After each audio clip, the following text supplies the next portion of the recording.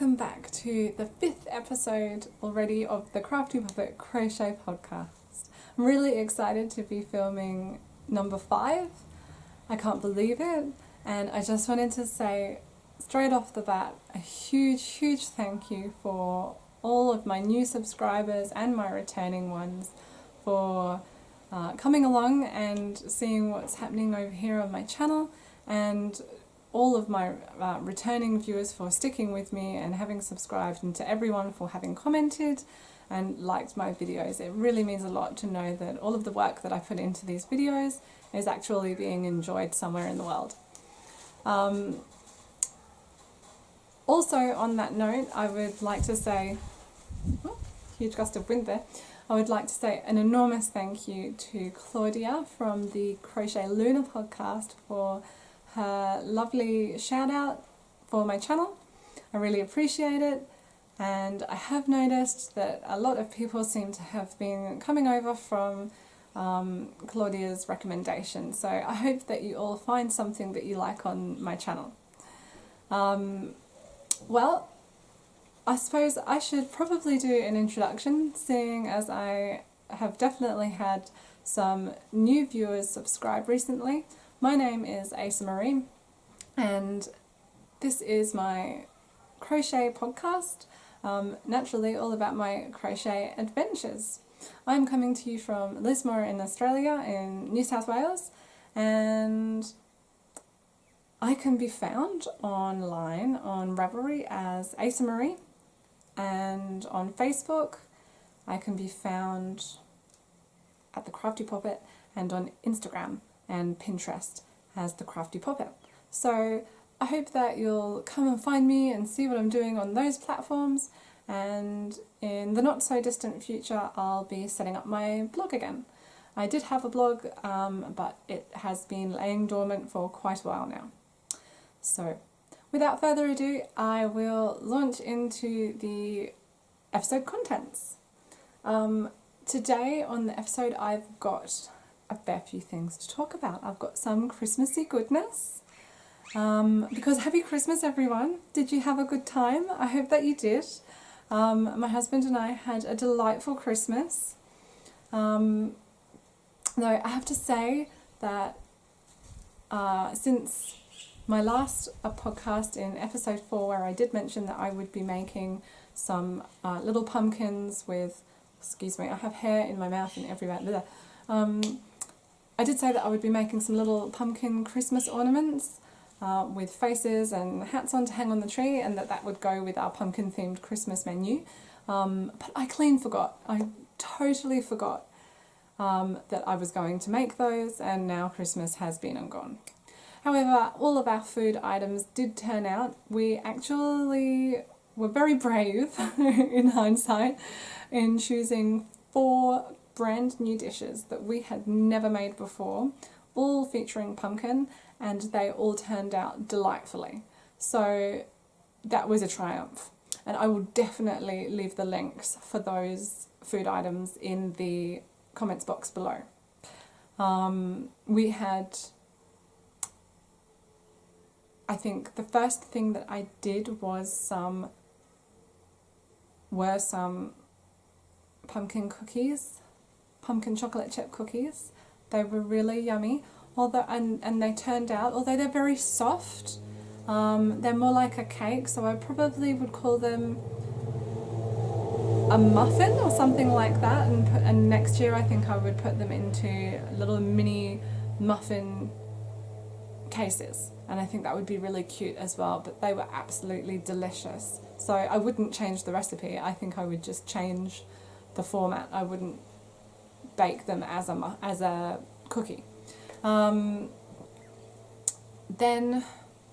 for lunch we had cheesy pumpkin taquitos, and they were absolutely delightful. It was done with cashew nut cheese, and it was done with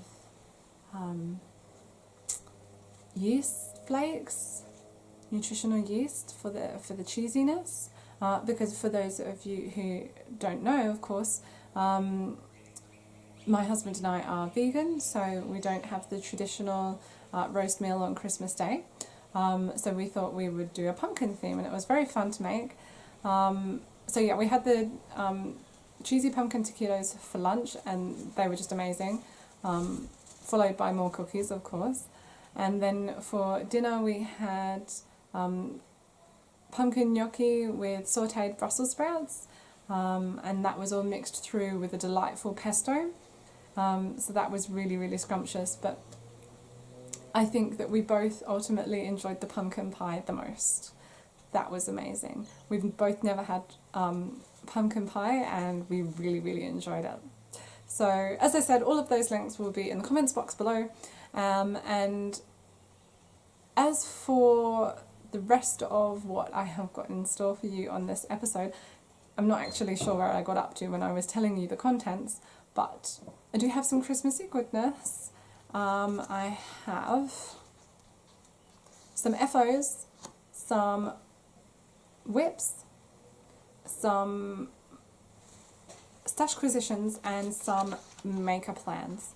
I'm going to also leave you with a little bit of a bonus feature in how to fix, words escape me, on how to fix single crochet that has been broken. And as I said that, I know it's not single crochet, it is half double crochet on a spotting clouds top that I stupidly hung up on a wooden hanger, and it caused some friction to occur, and so that's how the neckline became damaged and then ultimately broke, because it was just rubbing on the wooden hanger. So I have filmed that already, and I will insert that at the end, and I will leave you with that video so that you can see if that's a problem that you've had and you're not sure how to go about fixing a neckline, or just for the spotting clouds top, that's something that could be of use to you. Of course, it will only be somewhat pertinent to where it is broken, because all crochet can't be fixed in exactly the same way. It depends what stitch has been used, it depends where it has been broken, and so really each fix is going to be slightly different, unless you're just working in plain stitches in rows back and forth. Then that will translate from project to project. But in this case, it's on the neckline before you get to the shoulder of the Spotting Clouds top. And that was by Christina Haddering from A Spoonful of Yarn blog. And she's a very, very good designer. I really like a lot of her designs. I must remember to do more. Well, I think that is the top of the episode completed. I think I will dive into the Christmassy goodness. And we'll start off with some crafty presents. I scored this beautiful fabric from my mother-in-law.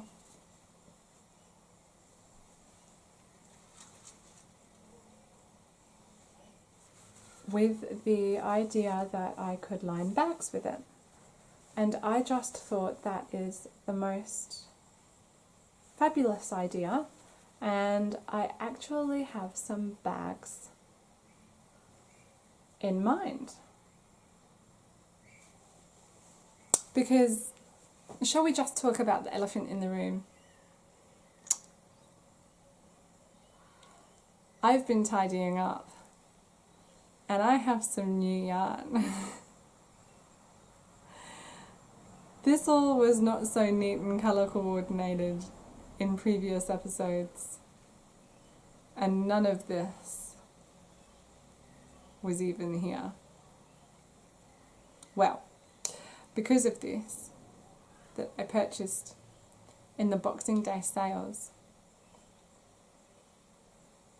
and needed somewhere for it to go, I decided to have a bit of a shift around, and I decided to colour code my acrylic yarns so that I can see what amounts I have of which colour. But that meant, what was I going to do with all of this t-shirt yarn? Well, this is what it is. So it's called spaghetti yarn. And I just purchased this in the Boxing Day sales. And so you can see it's jersey fabric, it's stretchy. Try and get a loop off so you can see. There we go. And the wonderful thing that I love about this yarn, and the whole reason I decided to purchase it, was that it is actually made out of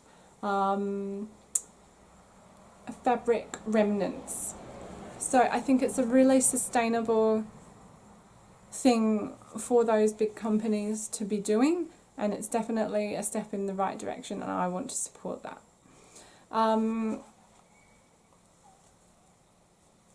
I'm going to be using things like a 9-10 millimeter hook, working with yarn of that thickness, and so I thought it would be perfect for some market bags.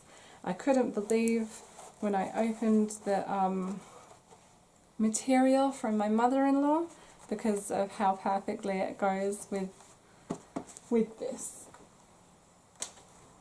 Oh, well, no, that doesn't make any sense, does it? Because she would have had to time travel. She told me afterwards. It must have been, so on the 25th, obviously, I opened my fabric. On the 26th, I bought my t-shirt yarn in the Boxing Day sales, and then I think it must have been the 20... Oh, was it the 26th, the afternoon of the 26th, when we went up to see her, and some of my... why can't I talk today? So, and some other relatives of my... Some of my husband's other relatives. That's all I needed to say. Oh my goodness me, I can't talk. Some of my husband's other relatives, his brother's 5 children, and his wife.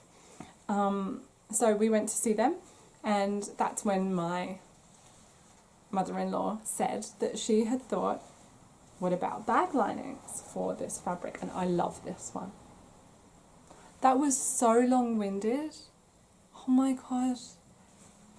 I have not had enough water today. Hopeless. Okay, so there's that one.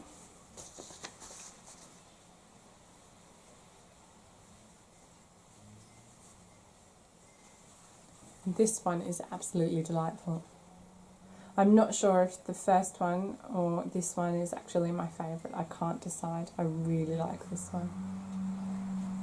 And I think that this would really go well with a bag that I have in mind, which is from the 35 Bags to Crochet book.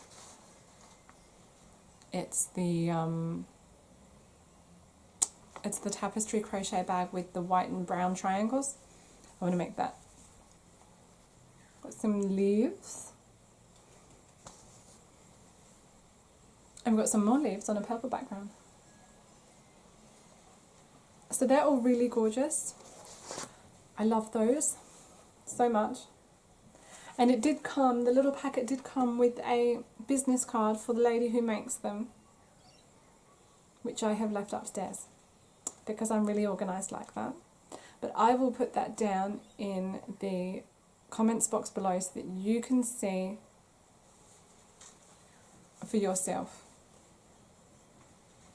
what she has to offer. So that's those. And then next, I'm counting this as a present because I only bought it a few days after Christmas. And it's yarny, so maybe it's more of a Stashquisition.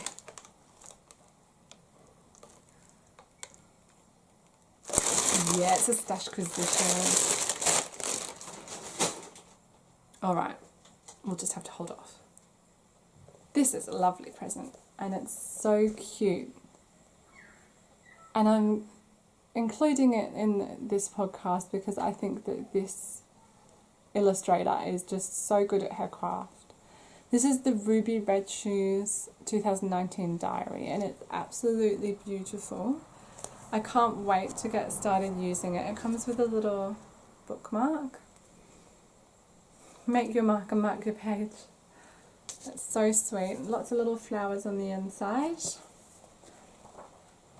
And it has new book smell. And it's got lots of little illustrations in between each month. How adorable is that? April has arrived with autumn in tow, a chill is in the air as the winds blow. And it features a weekly to-do list set up, which I'm sorely in need of, and then it has each day.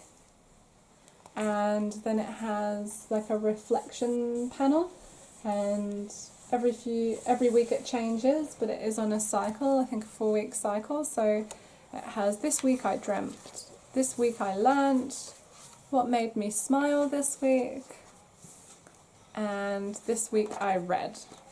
And oh, look at the May cover. It's a chick house. How completely beautiful is that? I'm blown away. I love it.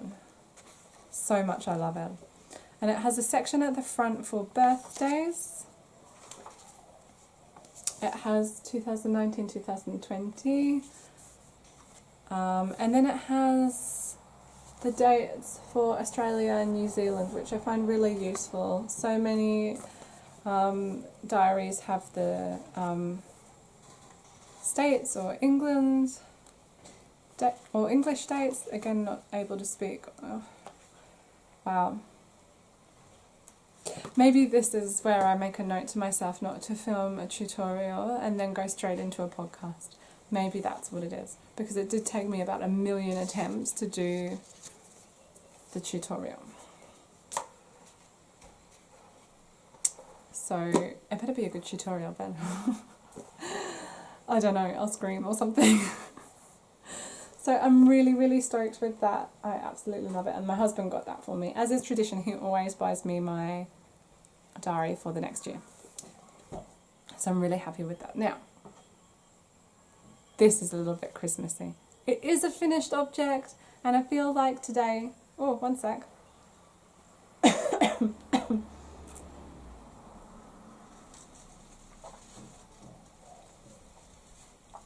Oh, really strong tickle. And I feel like today things are going to jump around a little bit, but that's okay. It's Christmas. I made the Woodland Christmas tree skirt.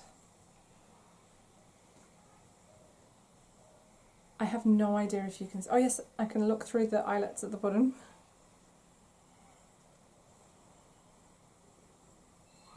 Can you see those candy cane puff stitches?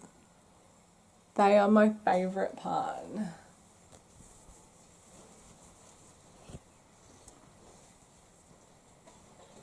Oh, just move my drink, I'm going to get wool in them. I absolutely love them. And of course what I'll do is I'll insert a picture of the tree skirt under the tree with all the presents on it. But it just turned out so perfectly, and it went with all of our other crocheted and otherwise actually all of our decorations. It just tied in really nicely, so that was really lovely. I didn't quite get it finished. I've still got all of the ends to tie in, so there wouldn't have been so many, but I was being really particular about it being crocheted only the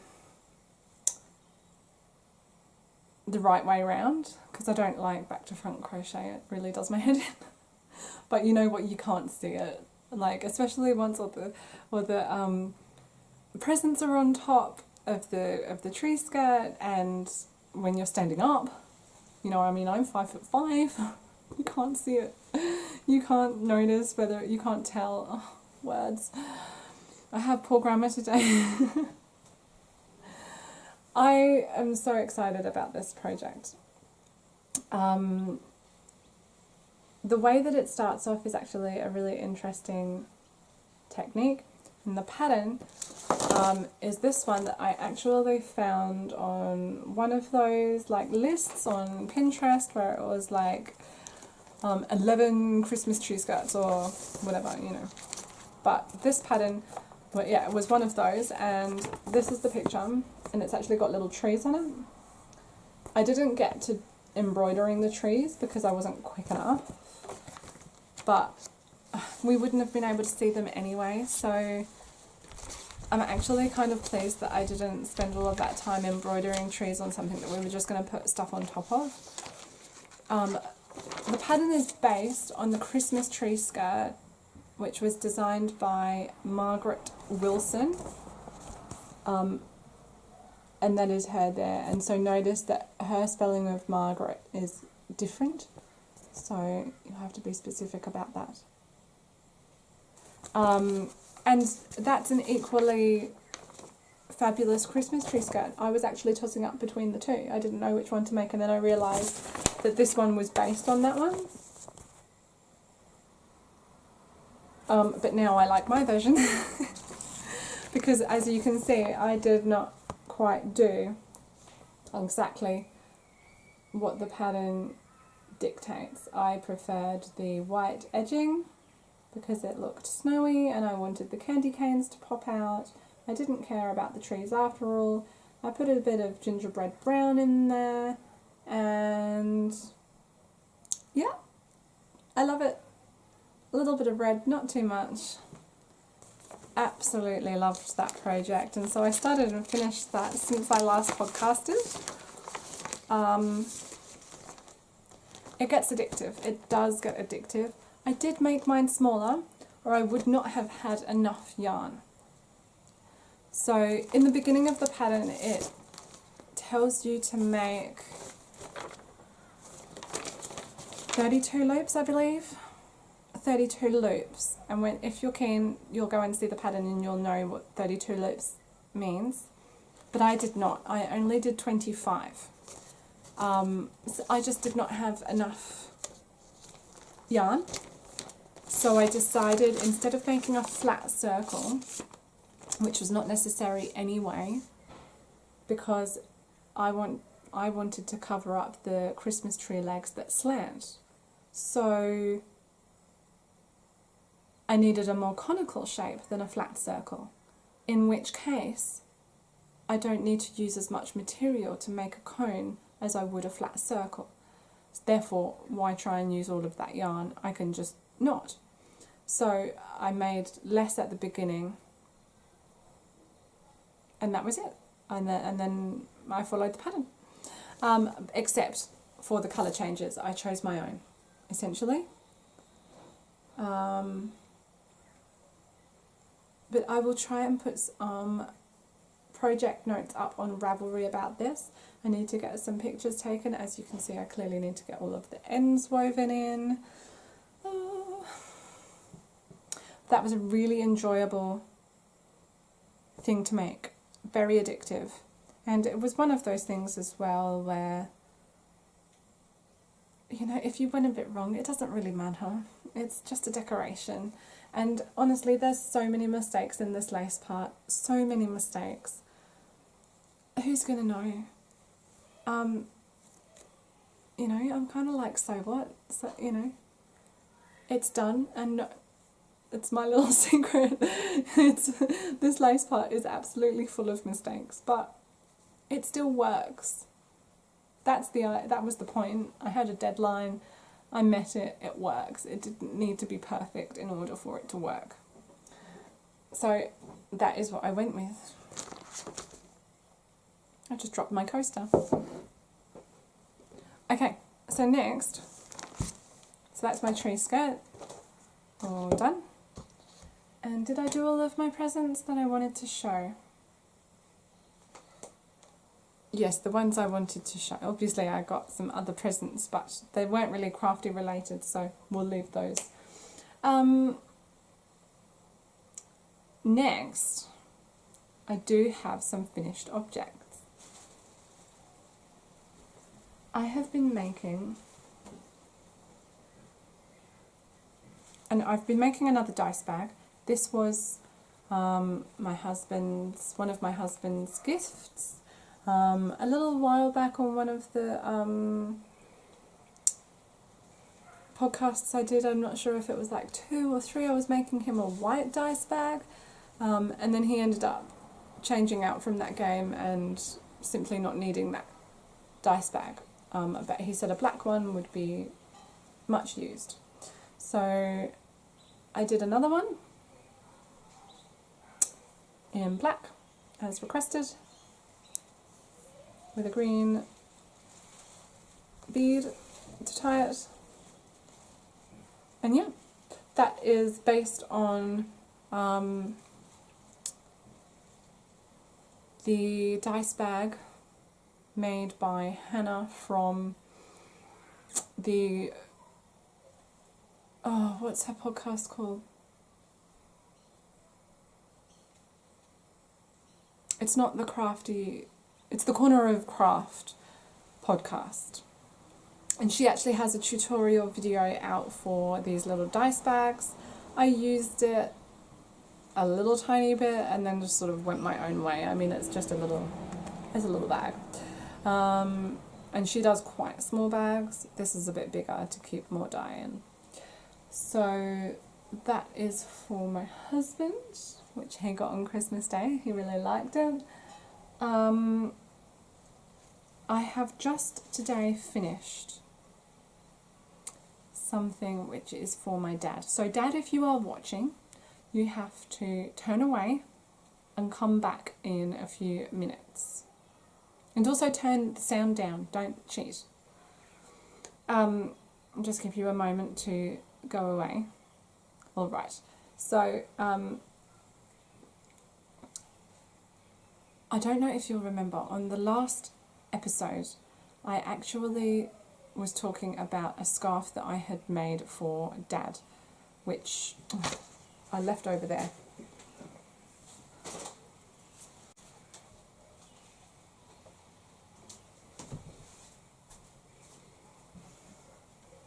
It's this scarf.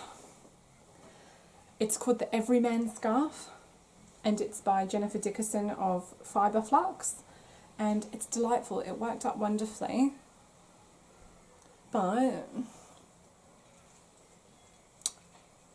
I just didn't feel like it was very Dad. I didn't really feel like it was very him. So I decided to do him something else instead, and this will go in my gift box, ready to be given to somebody else. I think I actually have an uncle that is more suited to, so that's useful. I have made, this is actually my own design, so I'm pretty pleased with this. I don't know what it's going to be called, but I made this instead, and I thought that's far more suited and it's far more Dad. I think I'm actually going to sew that in place so that stays a bit rounded at the bottom, like that. And I far prefer this for Dad.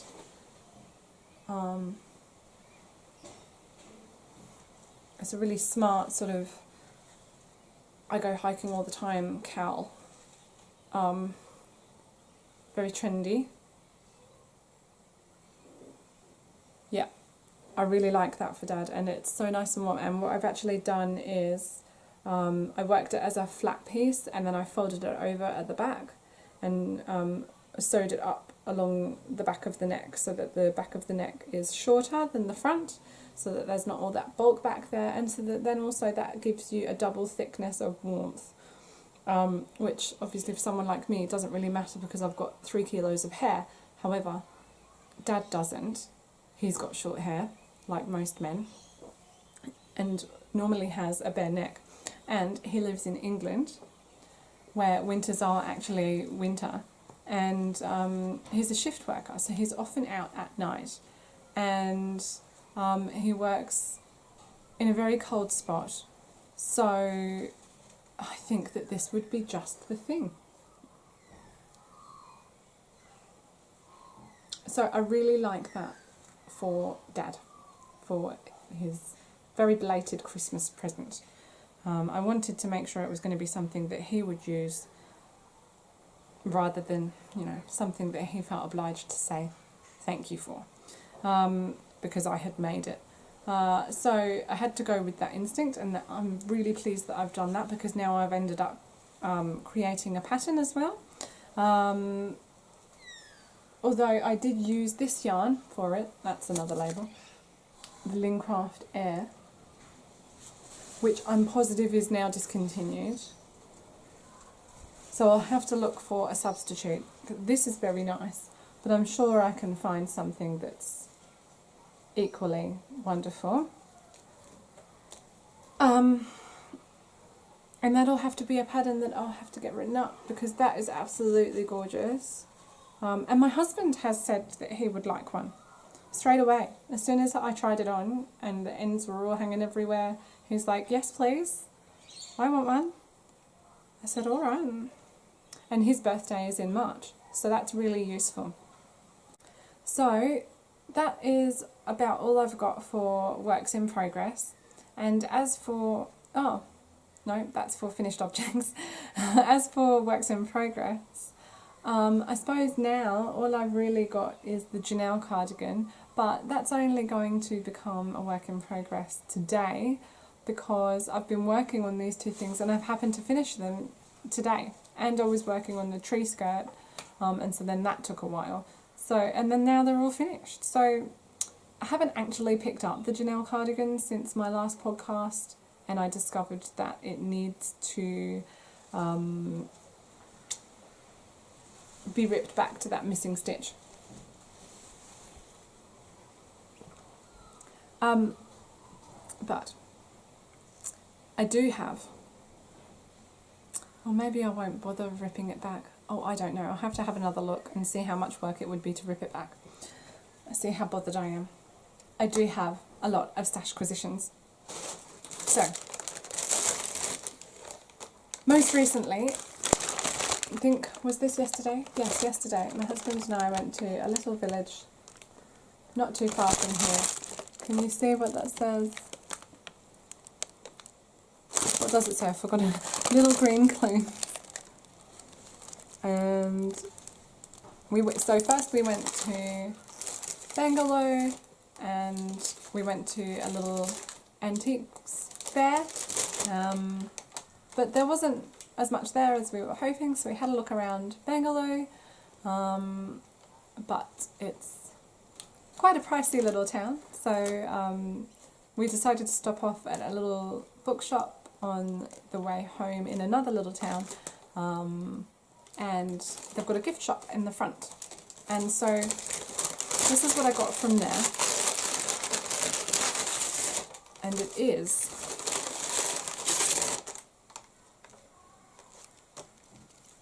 two balls of coconut fibre that has been handmade. So I was thinking that I might see how I go crocheting with it. I think I'm going to have to wear gloves because it's basically rope. And it says here, Araliya Community Company, handmade natural coconut fibre string, 25 meters. Oh, it's got a passage on the back to read. The Araliya Community Company is a legal company where all its members own a share of the company and its assets.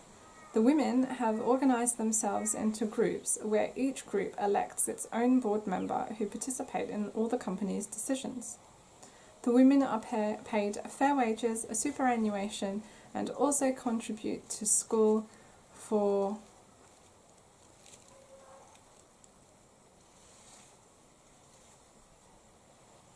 to school for deaf children, as the company originally began to help the mothers of deaf children. So that's pretty lovely. I love it when it's all going to a good cause. I saw handmade and I was like, yep, I'll have it.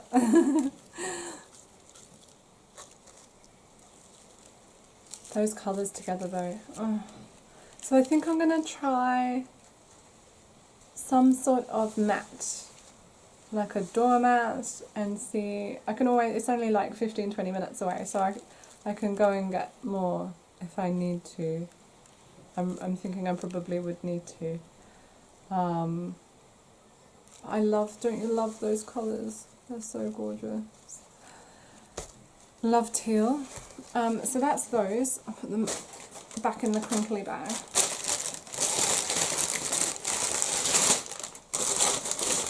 I think I'll have to wear gloves. It's very spiky.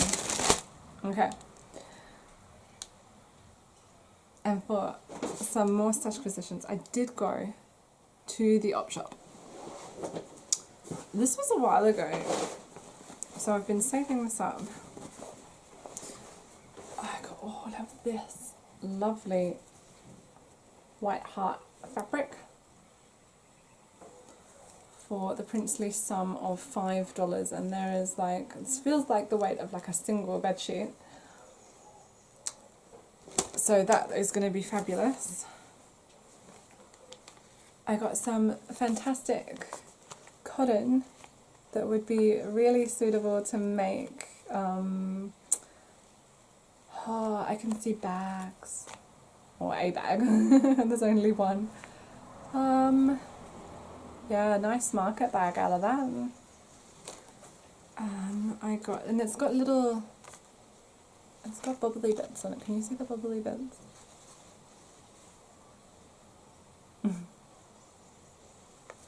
I can't get it to focus.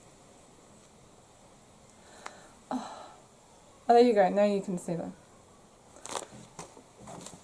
I also found one and a little bit of this yarn, which is called Winter Wool 12 ply, and it is, just says pure new wool, shrink resist traded. Don't know how good that is, but it's not going to shrink. It's quite woolly, but you might get some gloves out of that. And this one's still in the packet for the princely sum of $4. I have found some Cerdar Fontaine crepe, 100% wool, moth resistant. It is a lovely crepe yarn. I love that colour. So that's 1, 2, 3, 4, 5, 6 of them for $4. So that is pretty good.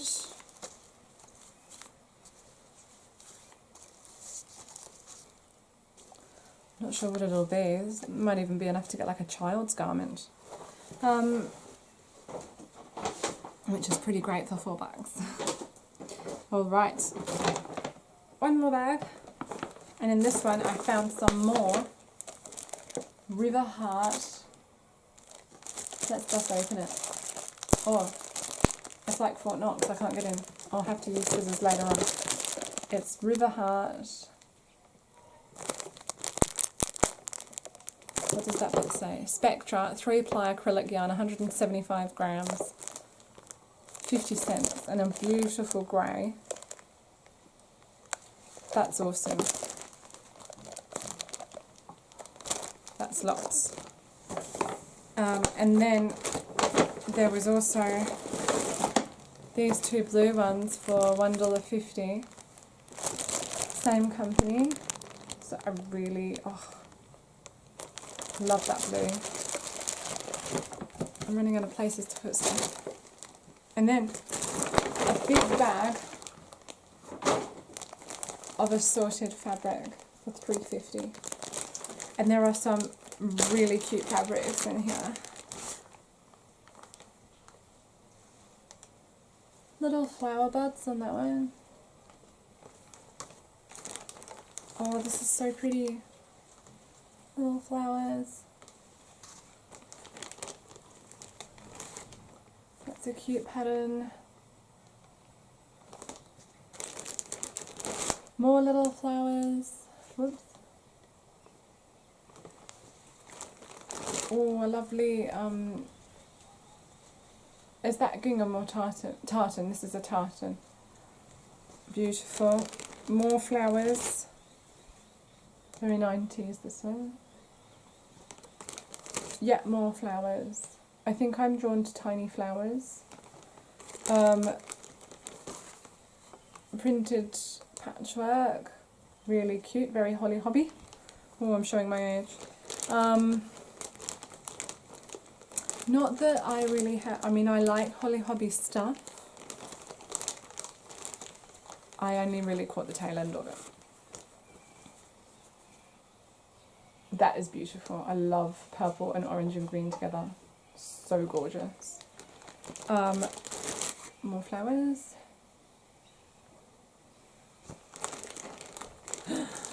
Look. Teddy bears and hearts. How cute.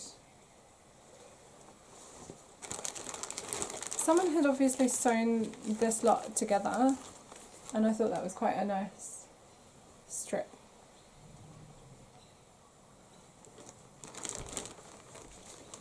And there we have some more flowers. Yeah, more flowers. Stripes, just to change things up a bit. Some plain cotton. Another piece of plain cotton on that side. And a huge wad of very suitable lining fabric. I have got a couple of really sheer dresses that I cannot wear because they don't have lining. So I have to figure out how to do that. That was quite a lot of fabric and quite a lot of stuff. I'm a bit tired now. And of course, I'm so sensible that I decided to put... That was a bad start to a sentence. Yeah. I decided to put all of that on top of my notes. To see now, is that... Oh, I just wanted to talk about now all of my maker plans that I have. I've got several maker plans. I know I want to do... I think I'm going to do like 2 make nines because I've got all of this lovely t-shirt yarn that, as I said before, has come from fabric remnants, and I really want to use some of that, and I've never used it before, so that's really exciting. So I think I want to do a hashtag make 9 challenge for t-shirt yarn and a hashtag make 9 challenge for garments, and I think that will carry me through quite far into the year. So that would be really interesting to see what I come up with, so I'm excited to get into that. I definitely want to make my Nan's birthday present next. I was thinking the emergence of spring. And I found this colour purple, which I really love. She's lucky she's such a wonderful Nan because I really like this. But I do think there are colours that suit me better, but this is almost exactly the same purple as one of her. Alright, oh wow, we have a wonky camera thing happening there. That's about it, I guess. So I was just saying before the camera broke off that though I like this, I really do think that my Nan would like this cotton yarn very much because it's almost exactly the same. I can't get my seat right again, can I? And what about the camera? Yeah, it's about that. Okay. This is about the same colour as one of her coats. And so I think that she would really, really like this colour. And I was thinking that because she takes holidays in Italy, she might really like this Emergence of Spring filet wrap.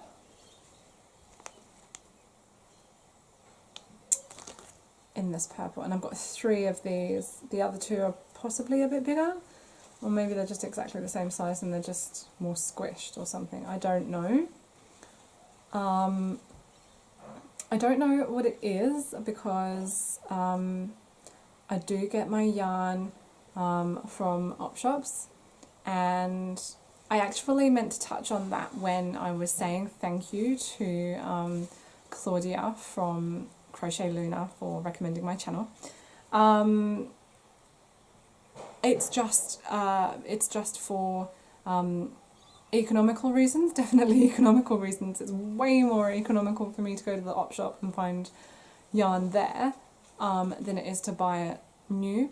But also I think it's a bit more ecological as well to buy yarn that's already been made and is waiting to be found. That's how I like to think of it anyway. It's just waiting for you. It wants to be used. And this is beautiful cotton. Beautiful purple cotton. I think that will go really well in the Emergence of Spring wrap. And I love the idea of doing it for my beautiful Nan. I'm actually looking forward to doing this even more now I know I'm doing it in this yarn for her. So I'm really happy with that decision. I also forgot to mention an FO, which is a little bit of a stretch, but it's a finished object to me nonetheless. I managed to complete all of my goals before the new year for the Crafty Poppet and for me. Between them there are 7 pages of goals for the entire year, and I am so happy that I have done them. They are out, they are on paper, and they are ready to go. So I'm really looking forward to putting them up on my craft room walls where I can see them and be mindful of what my goals are and make sure that I'm heading in the right direction and that I'm doing things that accomplish those goals all the time. Let's just check that I didn't have anything else that was going to be a make a plan. This one might be a make a plan. It's living in my Master gave Dobby a sock bag, which is just beautiful. Which actually makes me think of another make a plan that I did not write down. I believe Claudia of Crochet Luna is going to be having a sock along all of next year. It's a themed sock along, and I have the perfect bag. And I did say in a previous podcast that I wanted to learn how to make socks. So that might have to be a thing that happens. But in here right now is the floral pouch. And it just goes like that and like that. And I think I'm just going to finish it. I think I might make it smaller, like that. So I'm going to undo some. I'm going to put that one there because that's cuter. And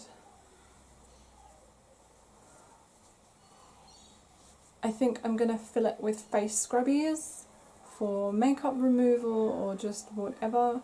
And I think that's going to be a really cute gift. Because I don't, oh, that's upside down. I don't wear makeup and I don't use the pads to scrub my face with. I use a brand where I can just put it right onto my face, so I don't need any of that sort of stuff. But I think that's really, it's a cute it's a cute bag and it'd make a super cute gift. So I think I'm going to do that, and then that can go into the gift box, ready to be given away, and it frees up my Master gave Dobby a sock bag ready for the sock along next year. I think that just about wraps up episode 5 of the Crafty Poppet Crochet Podcast. So thanks so much again for joining me, and please, if you like the content of this episode, don't forget to give me a thumbs up, and if you really loved it, then please don't forget to subscribe to the channel so that you can catch up when I post more things. But I think you have to turn on the bell for notifications to do that, so don't forget that one either. And it's a good time to tune in that way, because next time I am going to be going through my big box of hibernating whips. So I do have that special feature for you next time. Stay tuned for that. For now, I will leave you with past me, where I will tell you all about how I fix half double crochet on a neckline that has... Nope, I'll start that again. I will tell you all about a broken neckline. I will tell you how to fix a broken neckline on a spotting clouds top. I cannot talk today. This has been the episode where I can't talk. Maybe that is the name of the episode. Well, do enjoy the tutorial, everybody. Thanks so much again for joining me, and I also just wanted to say Merry Christmas and a Happy New Year to everyone. I hope you've all had a fantastic time, and I hope the new year brings you everything that you want. Happy Christmas, everyone. Stay crafty. Okay, so in this part of the podcast, I am going to be showing you how I am going to fix this spotting clouds top, which was a very popular design by Christina Haddering of the A Spoonful of Yarn blog. And I made this t-shirt and really love it. The pattern was absolutely beautiful, but I decided to put it on a wooden hanger, and through wear and tear, as you can see at the top of the t-shirt, it gradually frayed away from friction on the wooden hanger. So for this tutorial, I have got some matching cotton to the part that is broken over here.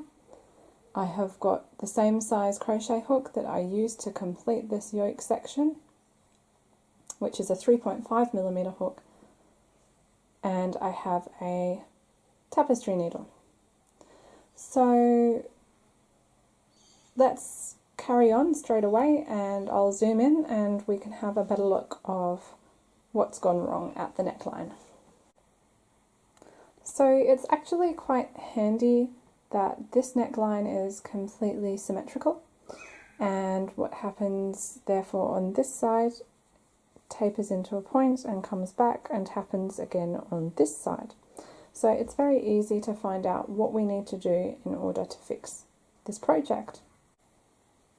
Okay, so at this point I have actually changed out my hook to a 3mm hook, because it seemed that that's what I was using rather than the 3.5. I have unravelled the work to a point which would yield a nice long working tail, so that I have got room to work the majority of the first stitch in order to let me join in a new thread with ease. So I'll begin that in the same way as normal. So that's for a triple treble, it's yarn over twice, and then I'm going to draw the hook through 2 loops and then again through 2 loops, and at this point I'm going to try and hold that tight and draw that through there, and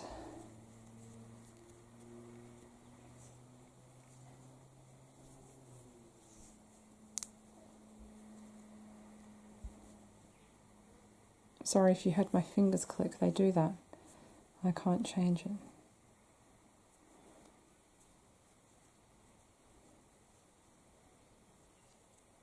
just pull that through there, leaving some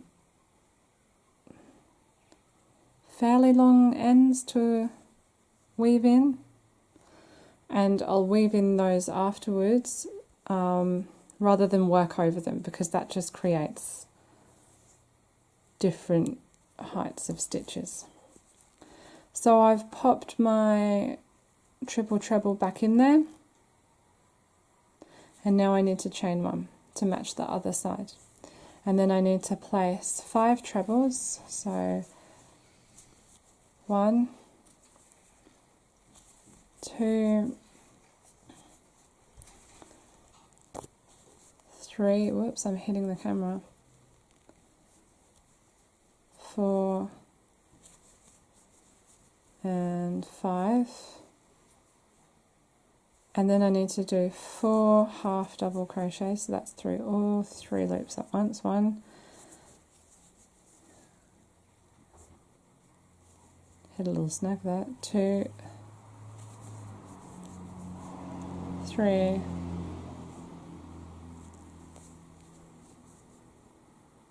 'Did I not count that correctly? 1, 2, 3, 4, 5. Oh look, I can't count to 5. Let's go back to that one and do the 5th treble. And now we'll start the half double crochets. 1, 2, 3, and 4. And then if I can get the hook in there, which is the other side that we wanted to bridge it to, what I'll do, oof, it's become a very small hole, and slip stitch in there. I think I'll slip stitch in the next one,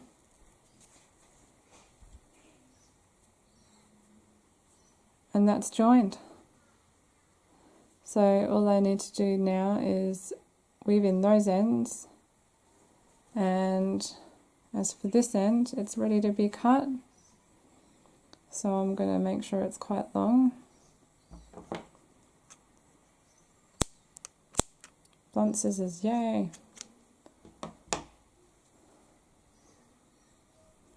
And now that's ready to fasten off. So I'll just pull that through. And voila, it's all fixed.